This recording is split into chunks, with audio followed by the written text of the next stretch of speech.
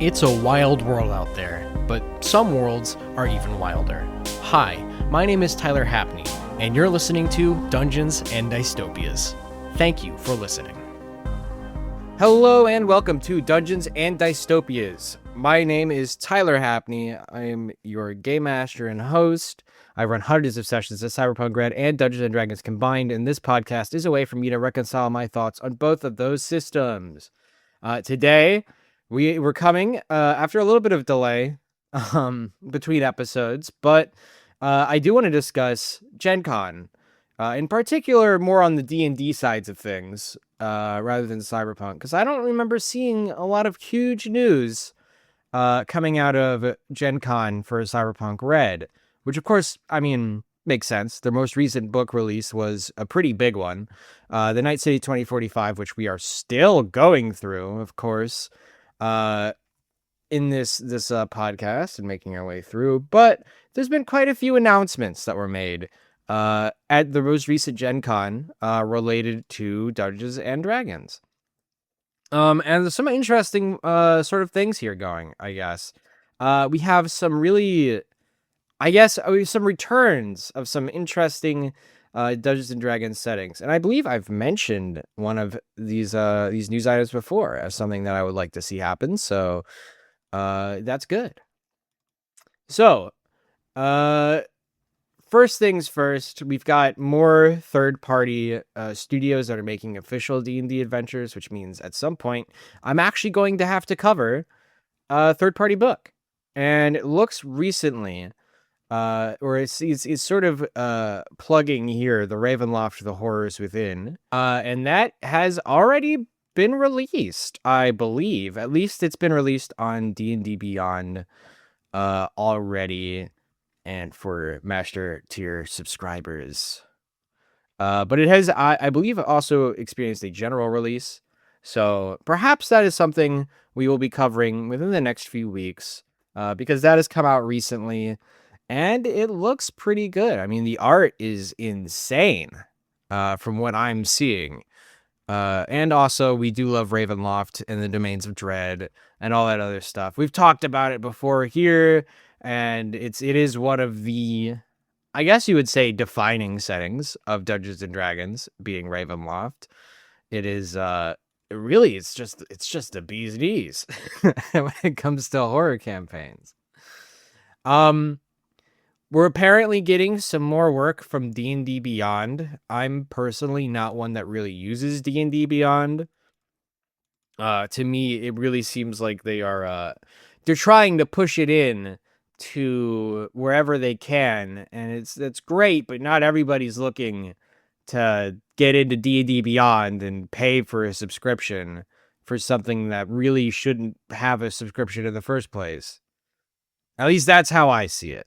And it seems like they, a quote here says, the magical ingredient that makes D&D and tabletop role-playing games so good for us are your fellow adventurers around the table. And this is Blaine Howard, a quote from Blaine Howard. But it feels harder than it's ever been in our lives to just get people together. So that's why they're saying you should use D&D Beyond's new Looking for Group feature. And once again, there are websites that do that. You can do that on Roll20 for free. So I don't know, just keep that one in mind. D&D Beyond is also getting a revamped mobile app. Great. If that could help you, if that's your character sheet on your phone and you can roll and do everything, I mean, that's kind of cool. That's pretty neat. It says here that it's mained around sort of the idea that the tech at the table, and once again, another quote from Blaine Howard, the tech at your table should reduce your distractions and keep you present. You don't want your phone to copy or replace any part of your tabletop experience, from the books to the minis to the snacks.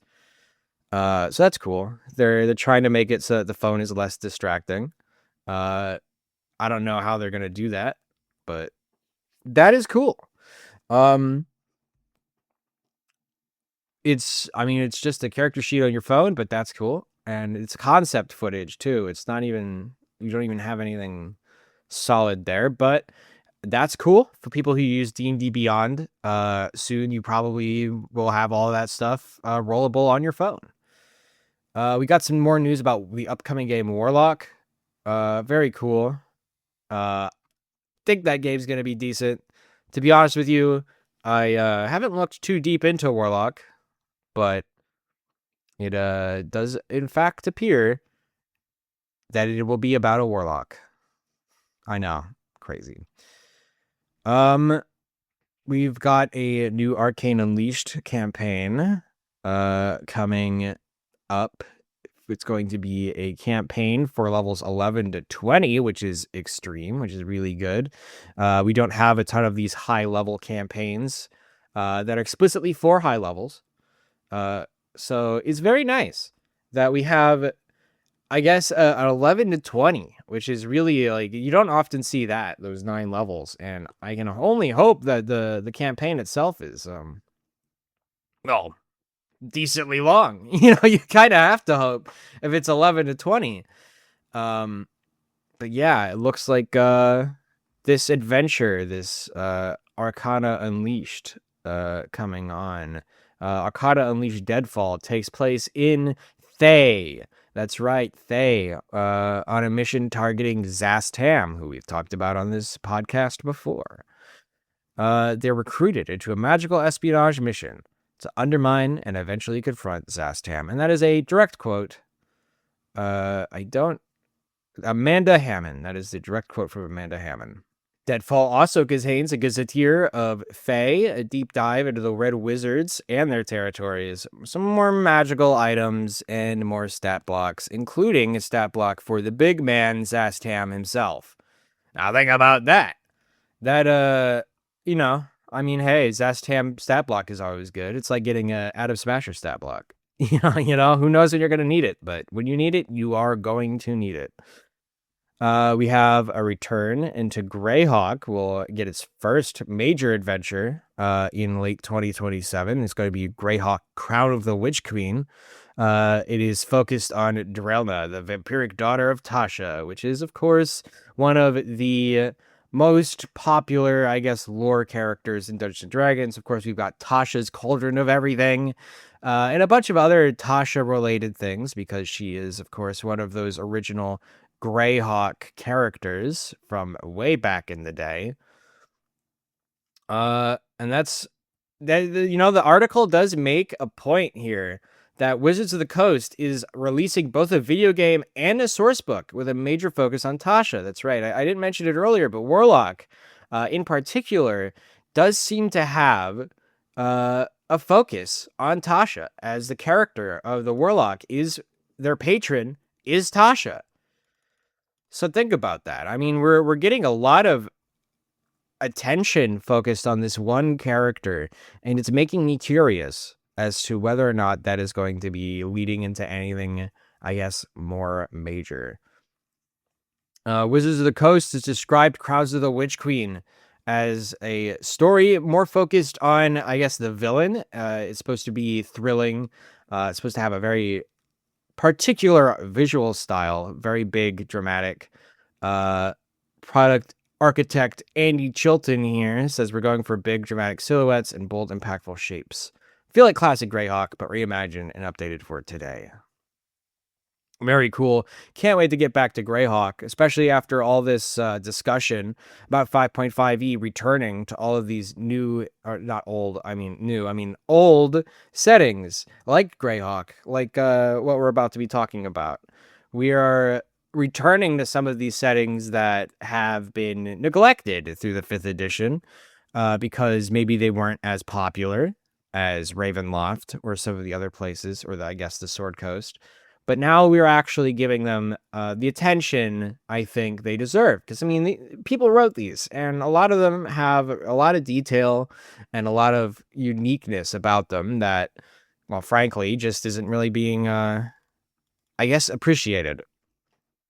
Speaking of appreciation, let's talk about Dark Sun.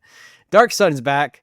And it looks like this is going to be, or it's supposed to be, just as intense and brutal and bloody as you might remember. But it's, well, I've heard some online complaints about maybe the fact that they're toning it down for 5.5e. I personally know about Dark Sun. I've never run a Dark Sun campaign, so I can't personally say too much as to how much they're going to be sanitizing. But it says here, I mean, look, based off these pictures, it's very much not a sanitary place. It does, in fact, look like it's going to be absolutely just as brutal as one might remember or imagine a Dark Sun campaign could be. And this is, of course, a mature rated setting. So think about that. So it is literally like, this is rated R. It's going to be coming in, it's going to be wrapped because it has content like bloodshed, nudity, and sexuality. That's right. We're actually getting a real book, let's say, from the people at D&D. A quote from Billsland. I don't actually have a full name for that. That's just, they just name him Billsland. It is that Athos is not a world you save, it's the world you survive, which sounds a lot like Cyberpunk to me, personally. And think about that. It's kind of like Cyberpunk, sort of. We've got product line that's going to be spanning 500 pages across Blood and Power and then Edge of Oblivion. And then there is also, of course, going to be just more Dark Sun stuff in the future. We are also going to be seeing the Scion class coming out with the Dark Sun book. So think about that. So it does appear that within Dark Sun, there will be not only narrative things that make it mature, but also looks to be mechanical options that add a level of brutality to everything, whatever that means. It includes decapitation rules, for instance, which is okay. I mean, I don't know if that necessarily makes things more brutal. I mean, we've already had decapitation in Dungeons & Dragons. The Vorpal Sword. That's the whole thing. So it's like, well, I don't know if necessarily decapitation is what makes Dark Sun more mature than some of the other settings out there. But yeah, Dark Sun's back. People wanted Dark Sun, and it looks like we're actually getting this more mature setting that we've all wanted. Next bit of news, and this one's going to be bringing us through the rest of the podcast because this is kind of the bigger thing. The Dungeons & Dragons has now officially launched a D&D Universes Beyond program.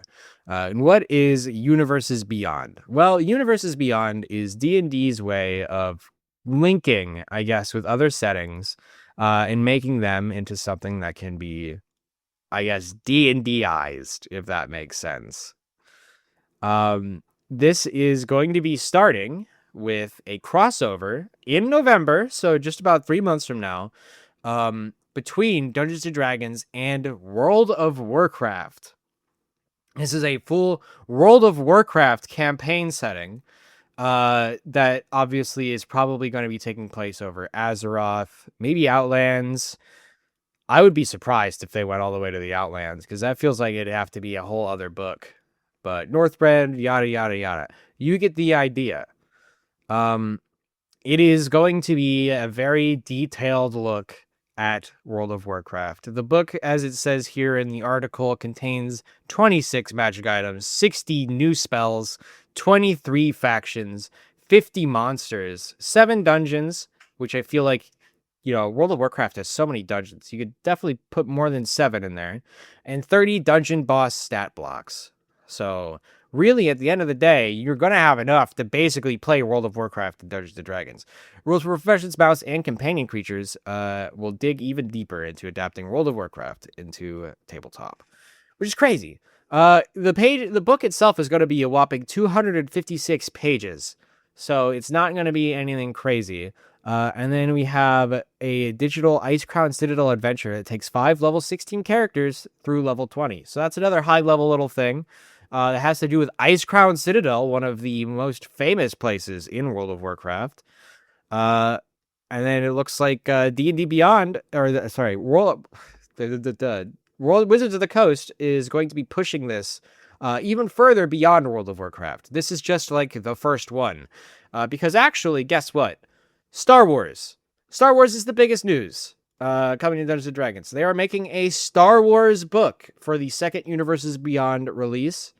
And so for Universes Beyond, the opening lineup is going to be World of Warcraft #1, and then the second Universes Beyond book is Star Wars, which, I mean, look, Star Wars already has a tabletop game. Technically, World of Warcraft does too, but no one really talks about it. So think about, I don't know. It does definitely seem like we're adapting these things to Dungeons and Dragons in order to give them more, I guess, commercial appeal. Because maybe some of these products have not had successful tabletop role-playing game launches in the past. Because I know both. I mean, I don't know. Star Wars, I feel like, has definitely got, like, I've heard of Star Wars tabletop, right? I don't know. It just seems to me like it's interesting. I'll probably look at the World of Warcraft book. That's interesting to me.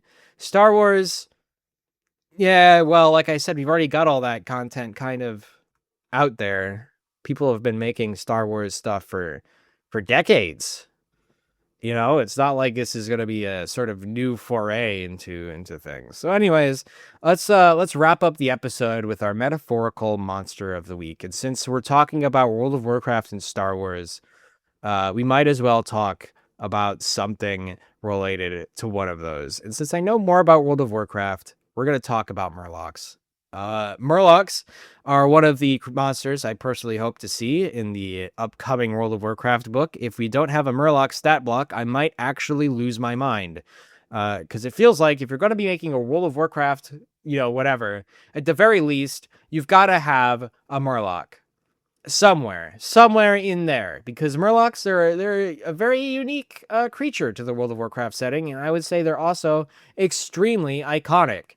For those who don't know what a Murloc is like a fish person who likes to hang out usually around the ocean or large bodies of fresh water in villages that are typically constructed of, like hay and sticks. And other thing, rather sort of primitive areas, but they can be pretty detailed villages.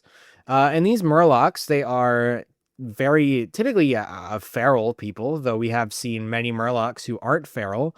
But they are typically do not speak Common, which would be, the sort of human language, or Orcish, which would be the obviously the Horde Orcish language, and instead communicate through a series of gurgles and other things, of which their noise has become iconic. If anybody has ever participated or has even watched World of Warcraft media in the past, it's extremely likely you've heard the Murloc gurgle in the past through various whatever. It's like one of the most like iconic, recognizable noises out of World of Warcraft itself.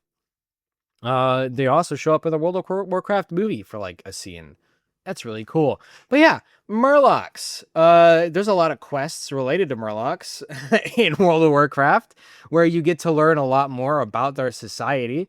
For instance, I mean, they're not total savages. Like they talk amongst themselves, and they have like storylines. There's one storyline where you can find a Murloc in an egg, and then you find its father and its mother, and the father has like a mustache and the father has a dress. It's weird, but it's Murloc stuff. They're kind of like a comic relief character. If I had to guess what kind of stats a Murloc is going to have for this new upcoming book, I'm going to guess it's probably going to be maybe CR 1/4, like CR a fourth, maybe CR like a half, maybe. If at that. These creatures are not going to be tough. They're like goblins. They're meant to be taken in a large group rather than one at a time. So it's likely that as a dungeon master, if you're going to be throwing Murlocs at your party, and presuming we do have a Murloc stat block coming out within the next few months, it'd be important to mention that a good Warlock encounter or Murloc encounter should happen near a body of water. Whatever body of water, it doesn't seem like they discern between salt and fresh. And also should have at least 5 or 6 of them. because trust me, they're all moving packs, and even when playing World of Warcraft, it's almost impossible to take on just one at a time. So if you want to be realistic to World of Warcraft, make your Murlocs annoying and make them loud and make them gurgle a lot because they're fun. That noise is just fun to make. But yeah, that'll be it for us this week. Thank you so much for listening to this episode of Dungeons and Dystopias. I've been your host, Tyler Happney. It has been an absolute pleasure. Please come back next week, and thank you for listening.